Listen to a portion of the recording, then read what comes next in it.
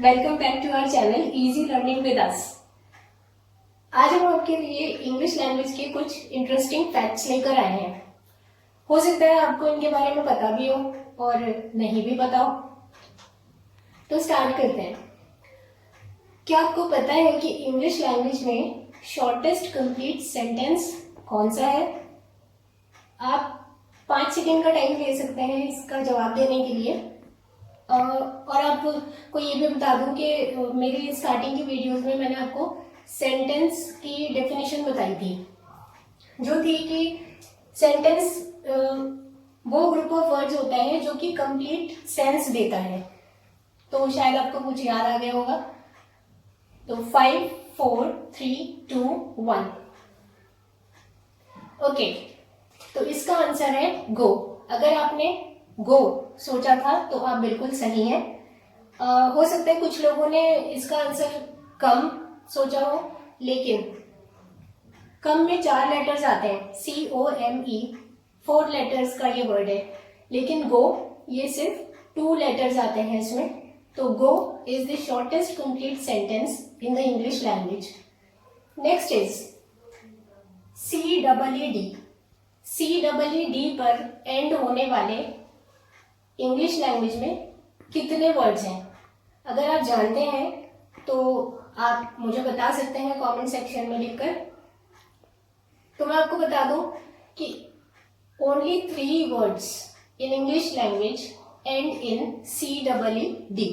जी हाँ, 3 ही वर्ड्स हैं English language में जो CEED पर एंड होते हैं, और वो है proceed, exceed and succeed. Okay, next is English language का वो कौन सा वर्ड है जो कि MT पर एंड होता है?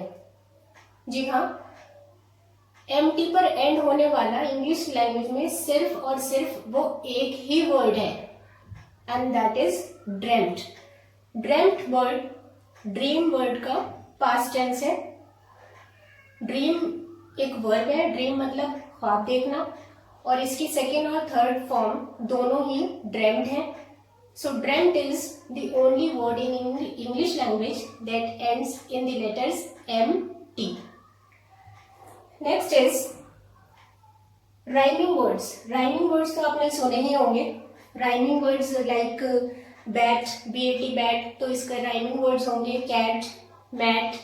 इसी तरह से गेट का राइमिंग वर्ड के लिए राइमिंग वर्ड्स होंगे गेट, सेट, मेट। तो इसी तरह आप मुझे मंथ, MONTH मंथ, इसका कोई राइमिंग वर्ड बता सकते हैं?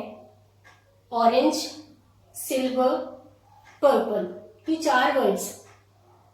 अगर इनके राइमिंग वर्ड्स आपको पता है तो आप मुझे बताएं, लेकिन मैं आपकी जानकारी के लिए बता दूं कि no word in the English language rhymes with month, orange, silver and purple. तो आपको कुछ भी सोचने की जरूरत नहीं है, क्योंकि इन 4 वर्ड्स के इंग्लिश लैंग्वेज में आपको कोई भी राइमिंग वर्ड्स कभी नहीं मिलने वाले। नेक्स्ट इज इंग्लिश लैंग्वेज का वो कौन सा लॉन्गेस्ट वर्ड है जिसमें कि नॉर्मल वॉवल नहीं आता? फ्रेंड्स, आप मेरी स्टार्टिंग की वीडियोस पर अगर जाएंगे तो वहां मैंने आपको बताया हुआ है कि इंग्लिश लैंग्वेज में जो वॉवल्स होते हैं, मात्राएं होती हैं, वो 5 हैं, AEIOU। तो इंग्लिश लैंग्वेज का वो कौन सा वर्ड है, वो कौन सा लॉन्गेस्ट वर्ड है जिसमें ये 5 वॉवल्स नहीं आते?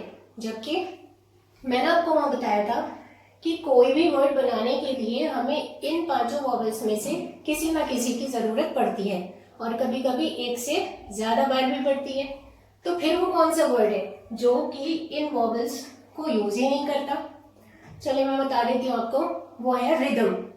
रिदम मीन्स सुर, लय या ताल जिसे हम कहते हैं। अब क्योंकि मैंने लॉन्गेस्ट इंग्लिश वर्ड पूछा है आपसे, तो यहाँ मैंने रिदम का रिदम्स प्लूरल फॉर्म यूज करा है, rhythms. So rhythms RHYTHMS। Rhythms is the longest English word without the normal vowels. Okay. Last but not the least, a panagram. What is a panagram? A panagram sentence is one that contains every letter in the language.